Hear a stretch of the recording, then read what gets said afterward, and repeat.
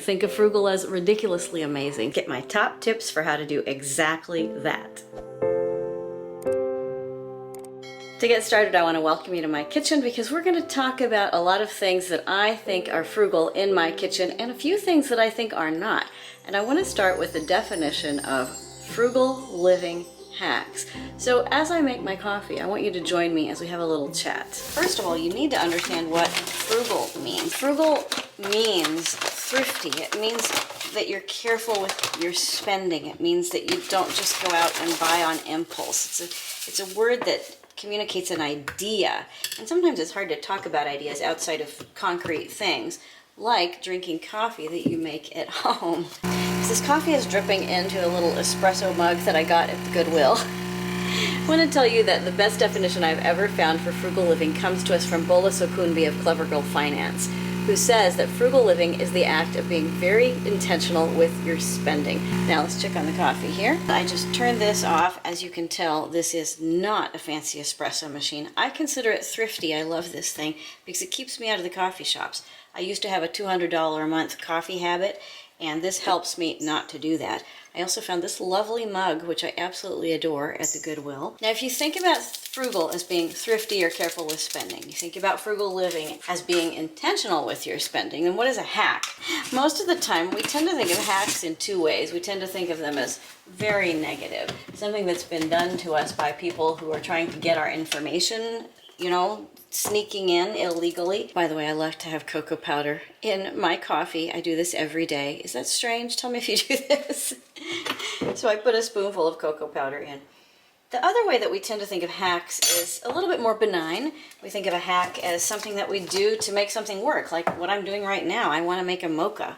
So I just put cocoa powder in my coffee, pour in some milk, and then I'm going to have to put this in the microwave for about a little more than a minute to really heat it up again. So here I am drinking this beautiful cup of coffee. I consider this one of my best frugal living hacks that I've ever done. Tell me, what is your favorite frugal living hack? What is that thing that you do that makes you so happy that you almost feel like you're cheating, but you know you're not. You're just living your best life. If you look behind me, you can see a clue about the next thing that I want to talk about. My kitchen, I have decided, needs a declutter. And I'm going to take you along, although I'm not doing the whole process today. If you can see, it needs a little of the surface decluttering that I tend to think of as basic cleaning and organizing and replacing things. So let's take a look at what I need to do.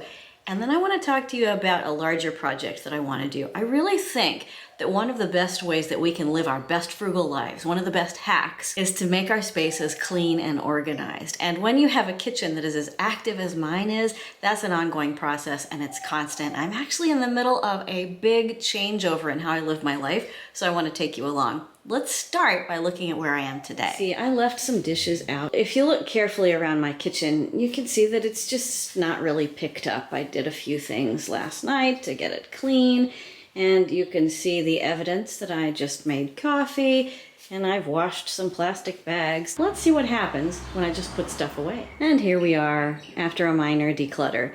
This is not a shining example of a major declutter, but as you can see, just going through and doing a little bit of cleaning up, a little bit of putting away, you can see that the kitchen is going to be much more functional, particularly this very busy corner over here where I've put some stuff up. If you compare the look of this kitchen, which to me looks extremely cluttered right now, and then let's take a walk over into my living room where you can see more of my general aesthetic is very, very minimal. And so what I'm going to be doing, one of the big things that you'll be able to see is, as you can see up here, I have a coffee station that goes along with the espresso machine. And we're going to move some things around so that this spice area can move over here. These plates can move over here or possibly up, and all of this area needs to be gone through because we don't use a lot of this stuff. But this is going to become a tea area, and I'm going to go through these lower cabinets of doom, which need a lot of attention because some of them have appliances we haven't used in a few years. And that decluttering is going to really help me feel like my whole house reflects my actual aesthetic, which is very simple, very open, very spacious. I'm looking forward to that. The next hack that I want to talk to you about is what the Brits call make, do, and mend. And I want to show you a couple of places where I have put that hack into action. And I want to ask you, where do you make, do, and mend? Let's look at what I do. First of all, I want to commend my teens for taking up sewing. They learned to sew on their own just by watching YouTube and TikTok videos. Another area where I make do and mend is my dish soap. You can see that that's just an old sanitizer bottle. Now for some people this would not work aesthetically and you would want something more pleasing to look at.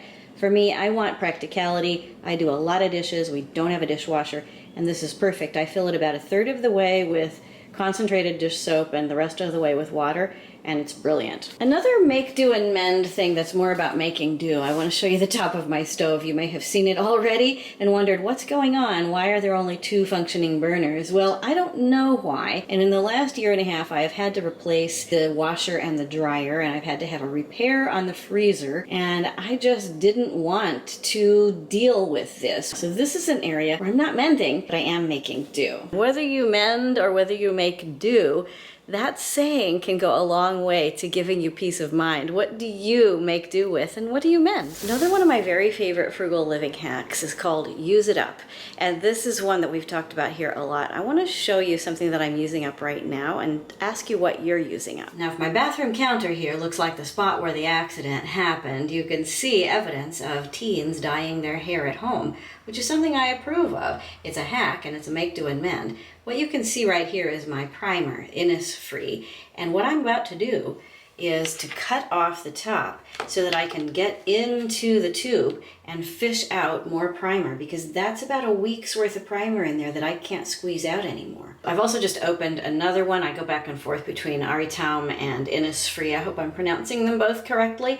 And I've just opened a new one, but I'm going to use up every drop of that Innisfree before I really get going on the Aritaum. These are both Korean skincare brands that I get from Amazon. I love them, and if you're looking for something that is no fuss, no muss, put it on your face and off you go. I recommend them and definitely use them up. So we're sitting here in my kitchen. Let me talk to you about a couple of other hacks that I think are really important that I can't really show you because it's stuff that happens behind the scenes. One of those hacks is saving regularly and the other is investing regularly. It's interesting because in the world of frugal living, we often talk about saving money by using fewer things or by like using a hack like that dish soap back there, not buying a special bottle for it, but instead using an old hand sanitizer bottle. We think about small money saving activities that we can have.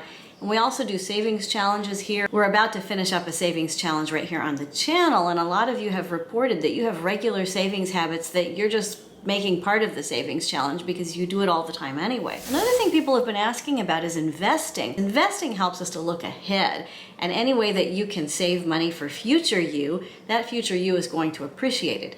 I tend to put everything into retirement accounts these days, and I personally use only target date index funds from Vanguard because I am frugal and it's the most frugal way I can think of to invest my money for future me, for retirement me, who's coming around at some point.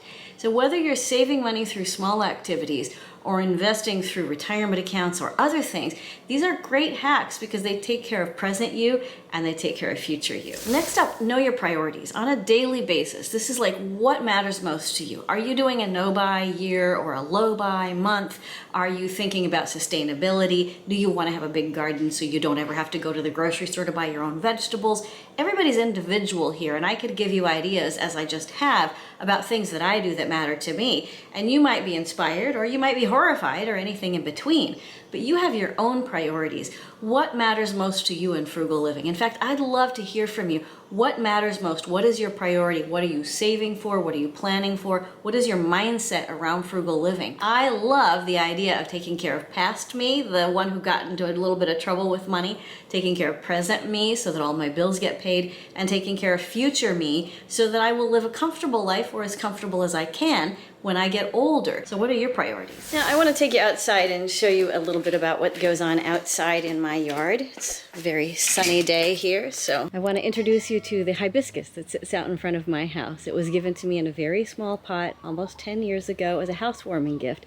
I set it outside and kind of ignored it, and a few years ago somebody had to come and hack the last of the pot away from the roots, which are, as you can see here, extremely strong, and the flowers are just beautiful. And I want to talk to you about safety and frugal living.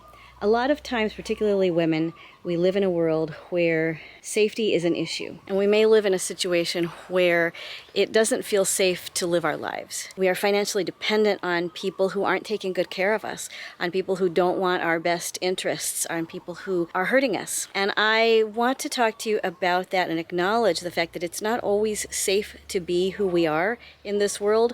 It's not always safe to live as we want to live. And I want to support you in getting safe. These flowers for me represent almost 10 years of getting safe. And I show them to you because they represent freedom. And if you need a way to get safe, I would urge you to reach out for help. You can write here in the comments to tell us what you need, and we'll see if we can get you some help. But I want you to know that over time, you can set down deep roots. You can become truly safe in your life, in your home. You can become safe financially. Safety is something that you deserve, that you have a right to, and it can give you peace and financial freedom. And I would invite you to join me on that journey to safety. And last but not least, put frugal first. With any decision that you're making, think about what's the most frugal, not what's the most punishing, not what's the most indulgent. Think of somewhere in between. What fits your frugal priorities? I have this pillow that you've seen in a few of my videos before. It says, "Make today ridiculously amazing." And I have a truck that reminds me of my father, and a pillow that reminds me of my father, and a plant that's a fake plant that reminds us of a friend who moved away. But look, there they are all the time with us. And it's wonderful to have frugal first. And think of frugal as amazing. Think of frugal as ridiculously amazing. Think of frugal as a way to connect you to the important people in your life.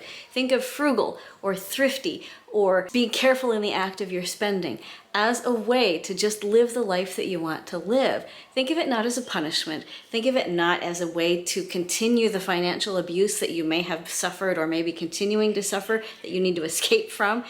Think of it as a way to live free. Frugal and living free should go together. I want to thank you for being with me on this new way of expressing the frugal life that I am living and sharing it with you. I hope that you'll share in the comments what you love about frugal living.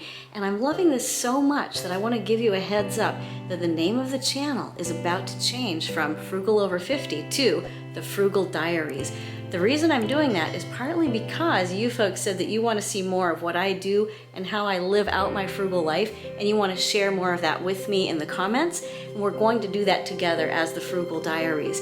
I also am aware that people as young as high school are watching, and I know they're not over 50, and they're still interested in watching. So hello high schoolers and to college students and all ages. I see you, and you are welcome here at the Frugal Diaries. Wherever you are in your frugal living journey, take the next step. Whatever that next step is for you, and know that you are not alone. And I am so proud of you. Live frugally, change your life, and together we will change the world. I can't wait to see you again soon. Bye-bye.